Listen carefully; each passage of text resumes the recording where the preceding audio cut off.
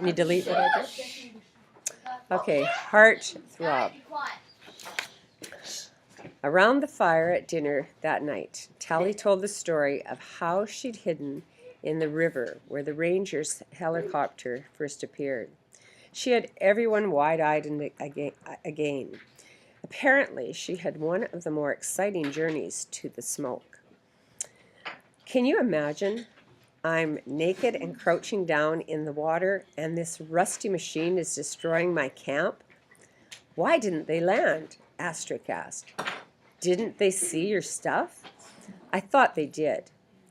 The Rangers only pick up uglies in the white flowers, and David explained. That's the rendezvous spot we tell runaways to use. They can't just pick up anyone, or they might accidentally bring a spy here. I guess you wouldn't want that, Tally said softly. Still they should be more careful with those helicopters, Shay said. Someone's going to get chopped to pieces one day. Tell me about it. The wind almost took my hoverboard away, Tally said. It lifted my sleeping bag right off the ground and up into the blades. It was totally shredded. She was pleased by the amazement on the face of her audience. So where did you sleep? Croy asked. It wasn't that bad. It really was only for... Tally stopped herself just in time. She'd spent one night without the sleeping bag, but in her cover story, she'd spent 4 days in the orchids. It was warm enough. You'd better get a new one before bedtime, David said. It's a lot colder up here than down in the weeds. I'll take her over to the trading post, Shay said. It's like a requisition center. Tally, only when you get something, you have to leave something else behind as payment. Tally shifted uncomfortably in her seat. She still hadn't gotten used to the idea that you had to pay for things here. All I've got is spagball. Shay smiled. That's perfect thing to trade with. We can't make dehydrated food here, except fruit, and traveling with regular food is a total pain.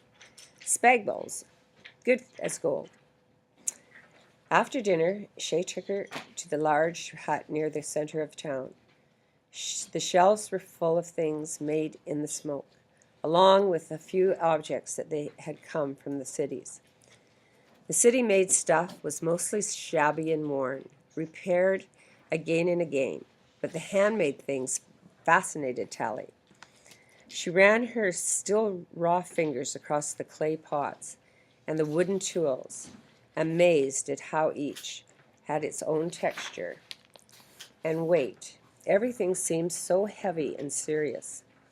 An older ugly was running to the place, but he wasn't as scary as the boss. He brought out wooden gear and a few silvery sleeping bags. The blankets, scarves, and gloves were beautiful, in subdued colors and simple patterns, but Shay insisted that Tally get a city-made sleeping bag. Much lighter, and it squishes up small. Much better for when we go exploring. Of course, Tally said, trying to smile. That'll be great. She wound up her trading 12 packets of spagball for another sleeping bag, and 6 for a handmade sweater, which left her with 8. She couldn't believe that the sweater, brown with bands of pale red and green highlights, cost half as much as the sleeping bag, which was threadbare and patched. You're just lucky you didn't lose your water purifier, Shay said as he walked home. Those things are impossible to trade for. Tally's eyes widened. What happens if they break? Well, they say you can drink water from the streams without purifying it. You're kidding. Nope. A lot of the older Smokies do that, Shay said. Even if they've got a purifier, they don't bother. Yuck, she giggled. Yay, no kidding. But hey, you can always use mine. Tally put a hand on Shay's shoulder. Same goes for mine. Shay's pace slowed. Tally? Yeah? You were going to say something to me back in the library before the boss started yelling at you. Tally's stomach sank. She pulled away, her fingers automatically going to the pendant at the back of her neck. Yeah, Shay said, about that necklace? Tally nodded, but didn't know how to start. She still hadn't activated the pendant, and still her conversation with David, she wasn't sure she could. Maybe if she returned to the city in a month, starving and empty-handed, Dr. Cable would take mercy on her. But what if the woman kept her promise, said Tally, and never got the operation? In 20-something years, she would be lined and all wrinkled, as ugly as the boss, and outcast. And if she stayed here in the smoke, she'd be sleeping in an old sleeping bag and dreading the day her water purifier broke down. She was so tired of lying to everyone. I haven't told you everything, she stared. I know, but I think I've got it figured out. Tally looked at her friend, afraid to speak. I mean, it's pretty obvious, right? You're all upset because you broke your promise to me. You didn't keep the smoke secret. Tally's mouth fell open. Shay smiled, taking her hand. As you got closer to your birthday, you decided you wanted to run away. But in the meantime, you met someone important, the same someone who gave you that heart necklace. So you broke your promise to me. You told that someone where you were going. Kind of, Tally managed.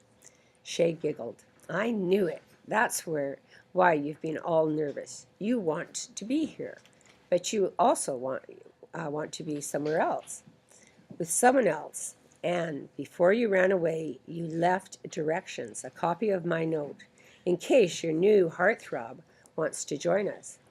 Am I right? Or am I right? Tally bit her lips. Shay's face glowed in the moonlight, obviously thrilled with herself for figuring out Tally's big secret. Well, you're partly right.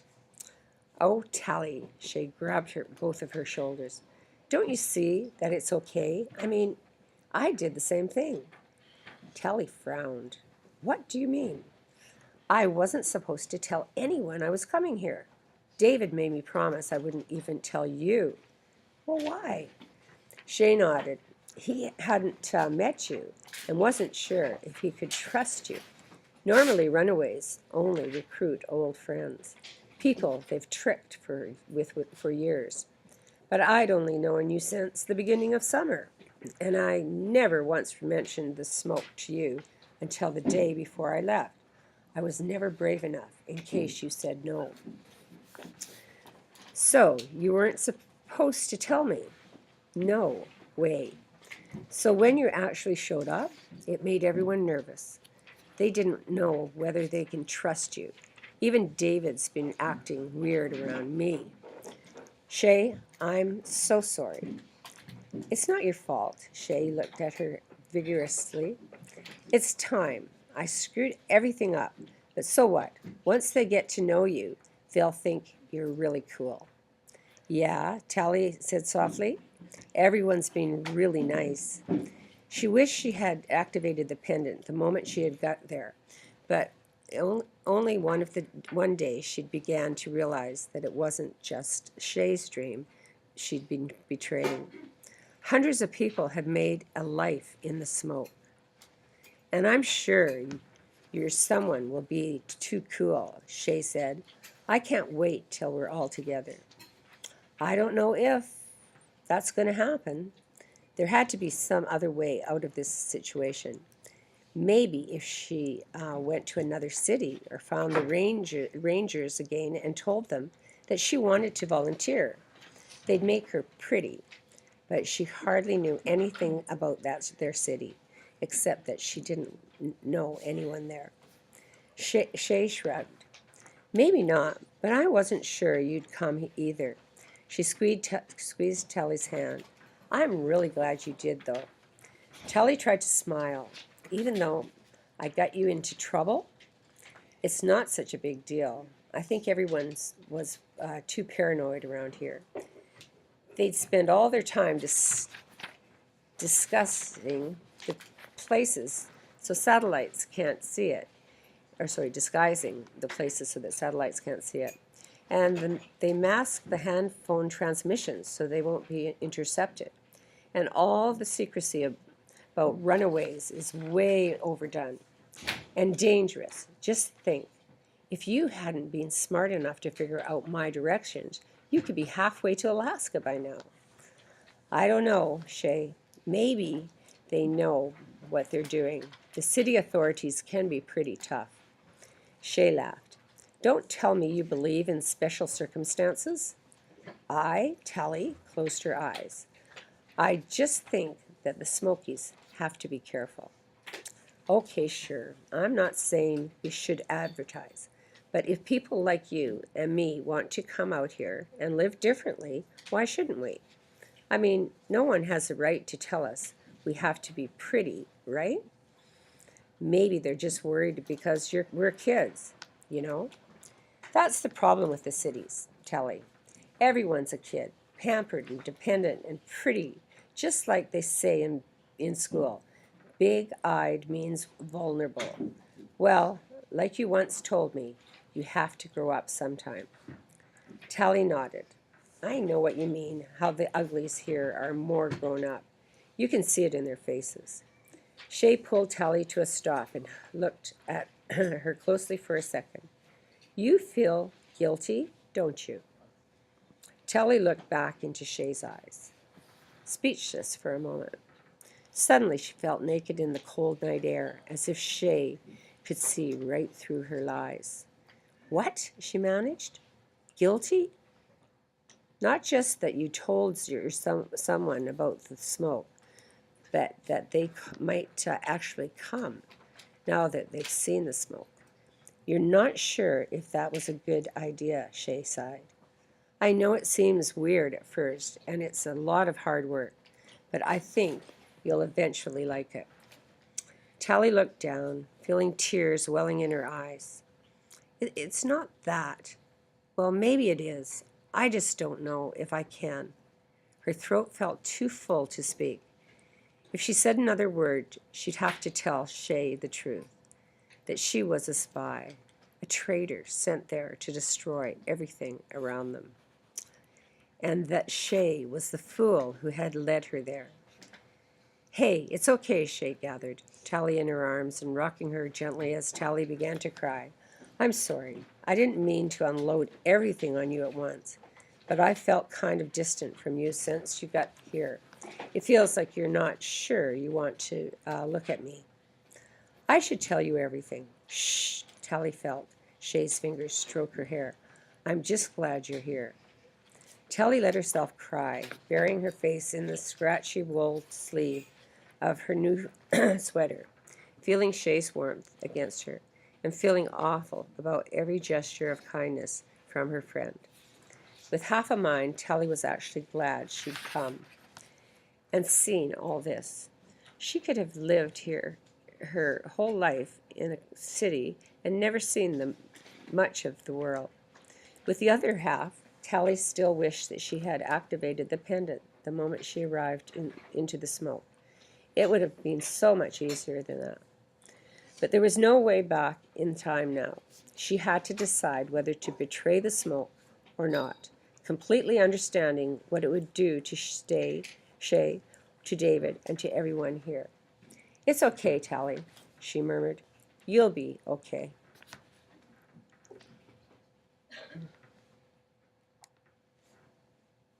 Did I do it? Okay, you ready? Yeah. No, stop it. Pause it. Yeah, it's paused. Okay. How did you, I guess I just hit it. But I want the screen to get lighter. That's why I couldn't see it. the Yeah. So now I can see it. Yeah. So, but this is a mouse. I keep thinking I'm on the yeah, iPad. These two corners. So Yeah. You ready? No, just say. This is a good book. Like I'm kind of getting into it. I'm not quite sure. What is this? Oh. No, it's not.